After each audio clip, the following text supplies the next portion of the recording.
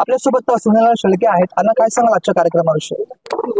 आज नागपंचमीचा सण असताना माझ्या मावळ तालुक्यातील साऊथ इंडियामधले प्रत्येक नागरिकांनी या ठिकाणी धार्मिक आणि सांस्कृतिक कार्यक्रमाचं आयोजन केलं. गेली अनेक वर्षापासून तालुक्यामध्ये गुण्यागोविंदानं राहत असताना साऊथ इंडियातील सर्वच नागरिक छोट्या मोठ्या व्यवसायाच्या माध्यमातून या ठिकाणी स्वतःचा व्यवसाय करतायत. आज जसं आपण साऊथ इंडियाला आपलं घर किंवा आपलं मुख्य गाव समजतो, त्याच पद्धतीने आता ही सगळे मंडळी मावळ तालुका हा देखील आमचा आहे आणि आम्ही इथले कायमस्वरूपी नागरिक आहोत, याचा देखील त्यांना अभिमान आहे.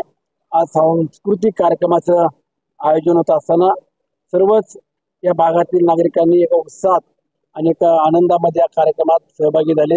मी मनापासून सर्व माझ्या साऊथ इंडियातील नागरिकांना, वडीलधाऱ्यांना, माझ्या महिला भगिनींना शुभेच्छा व्यक्त करतो. अण्णा, आपल्यासोबत मंदिर ट्रस्टचे अध्यक्ष देखील आहेत, एकविरा मंदिर ट्रस्टचे. आधी याच्याकडे प्रशासन होता, आता विश्वस्त आलेला आहे. या सुशोभीकरणाकडे आपण कसं पाहता? काही गोष्टी होणं अपेक्षित आहे. आई एकविरा देवी माझ्या आगरी कोकणी भागातील लाखो भाविकांचं श्रद्धास्थान आणि कुलदैवत आहे. आमच्या परिसरातील देखील लाखो भाविक दररोज या भागामध्ये आई एकविरा देवीच्या दर्शनाकरता आणि या परिसरामध्ये जाणं सातत्यानं आहे. राज्याचे उपमुख्यमंत्री आदरणीय अजितदादांनी या संपूर्ण एकविरा देवीचा आराखडा बनवण्याचं काम मागील 2 वर्षापासून MSRDC या यंत्रणेला दिल्यानंतर आज अंतिम टप्प्यामध्ये त्या आराखड्याचं काम आलेलं आहे. रोपवे असेल, म्हणजे जसं आपण फर्निचर म्हणतो, एक आपल्या वणीच्या देवीला ज्या पद्धतीनं भाविकांना जाण्याची व्यवस्था आहे त्याच पद्धतीनं या ठिकाणी होणार आहे.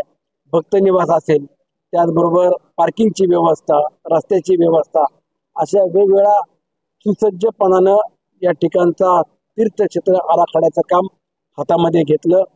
साधारणतः पुढच्या महिन्यातील पहिल्या आठवड्यातच संपूर्ण या भागातल्या कामाचं भूमिपूजनाचा शुभारंभ राज्याचे मुख्यमंत्री एकनाथजी शिंदे साहेब, त्याचबरोबर उपमुख्यमंत्री आदरणीय अजितदादा आणि दुसरे उपमुख्यमंत्री देवेंद्रजी फडणवीस साहेब या सर्वांच्या उपस्थितीमध्ये होणार आहे. मला समाधान आहे की ह्या भागातल्या नागरिकांना किंवा इथे येणाऱ्या प्रत्येक भाविक भक्तांना एक चांगल्या पद्धतीची सोय या निमित्ताने मिळणार आहे. धन्यवाद अण्णा. ते होते आमदार सुनील शेळके.